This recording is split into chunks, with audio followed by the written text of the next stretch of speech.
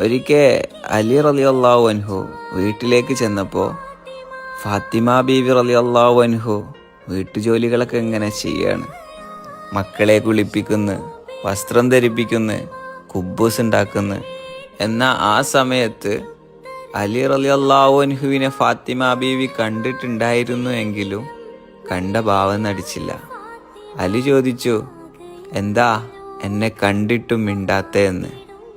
അപ്പോൾ ഫാത്തിമ ബീവി പറഞ്ഞു, ഞാനൊരു വിരുന്ന് പോകാൻ ഉദ്ദേശിക്കുന്നുണ്ട്. പക്ഷേ നിങ്ങളെയും മക്കളെയും കൂട്ടാൻ തൽക്കാലം പറ്റില്ല. ഇനി ഖിയാമത്ത് നാളാകുന്നത് വരെ ഞാൻ മടങ്ങി വരില്ല. അത് കേട്ടപ്പോൾ അലി ചോദിച്ചു, ആരാ നിന്നോട് ഇതൊക്കെ പറഞ്ഞേ? അപ്പോൾ ഫാത്തിമ ബീവി പറഞ്ഞു, ഉപ്പയെ സ്വപ്നം കണ്ടു, ഞാൻ കാണണമെന്നും കാത്തിരിക്കുകയാണെന്നും പറഞ്ഞു ഉപ്പ. അതും പറഞ്ഞുകൊണ്ട് രണ്ടാളും പൊട്ടിക്കരഞ്ഞു. ചരിത്രം പോലും കരഞ്ഞു കലങ്ങിയ നിമിഷമായിരുന്നു അത്. ഇന്ന് റമളാൻ 3 ഫാത്തിമ ബീവി വഫാത്തായ ദിവസം.